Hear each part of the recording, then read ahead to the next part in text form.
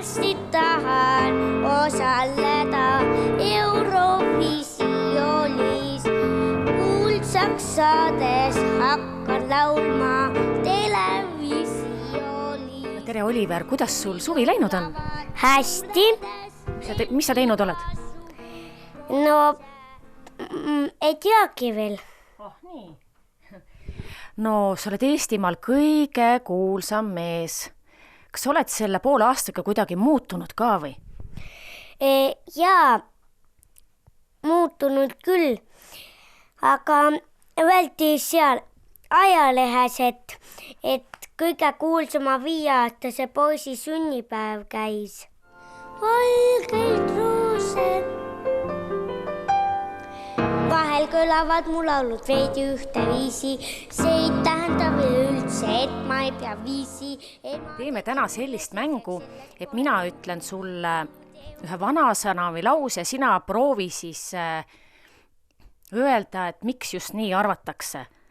Miks öeldakse, et loll saab kirikus ka peksa? Sest kui ta on hästi selline loll ja paha ja varras, siis talle antakse peksa. Isegi kirikus? Jah. Aga miks öeldakse, et jänes sampust ei joo? Sest jänes ei tohi seda juua. Nagu ka väiksed lapsed on ju? Ei tohi suurte sampust juua. Järgmine. Enne mõtle, siis ütle. Miks nii öeldakse? No kui sul meelest ära läheb, näiteks saad midagi öelda, siis meelest ära läheb, siis ütled, meelest läks ära, siis mõtled jälle ja siis ütled jälle uuesti seda. Laisa inimese päev on pikk. Sest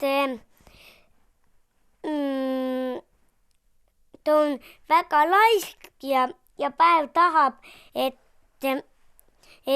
oleks veel laisem, sest siis oleks veel naljakam. Aga mis sa arvad, miks on valel lühikesed jalad? Miks nii öeldakse? Ei tea. Miks üldse valetatakse? Sest pahad poisid valetavad. Pahad tüdrukud ei valeta? Ikka valetavad, kui nad on nende pahade poiste kambas. Ja nüüd ma lõpetan su piinamise ja üks asi veel, et üks loll võib rohkem küsida, kui 10 tarka vastata. Sest üks saab 1 korra vastata, aga kõik 10 saavad ka rohkem vastata ja äkki neil on õigus. No Reet, pool aastat siin majas on olnud ikka sellist väga tugevat tuntust ja kõik meedia väljaanded soovivad nii Oliveri kui sinuga intervjuud teha. Ma kujutan ette, et see on päris väsitav olnud. Jaa, kohati peab tunnistama, et on küll väsitav, et mõned inimesed on siuksed peale tükivad ja soovivad ikka oma tahtmist saada, aga ega väga raske neid valikuid teha ei olegi olnud, kellega siis suhelda ja kellega mitte. No Oliveril on sel aastal olnud just selliseid suuremaid projekte veel, et siin paar nädalat tagasi esines ta ju päris suurel laval Tartus, et kuidas talle meeldis, et tahabki ta nii-öelda lavale jääda? No hetkel on küll siuke tunne, et ta tunneb ennast laval väga hästi, väga kindlalt ja nagu Maria Listragi ütles siis, et kingapaela kinni siduda veel ei oska, aga oskab selliseid suuri asju teha, nagu see Tartu kontsert oli.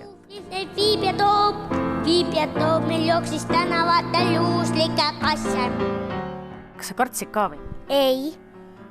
Üldse ei toonud pabinat sisse? Ei.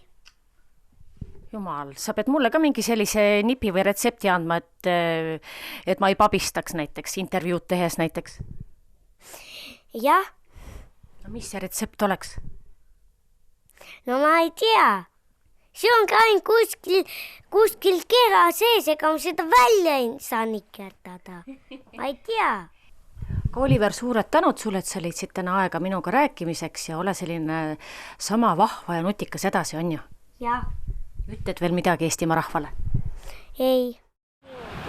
Mitte niimoodi. Need lahti ja siis näitan. Ja naeratus ka, vaata.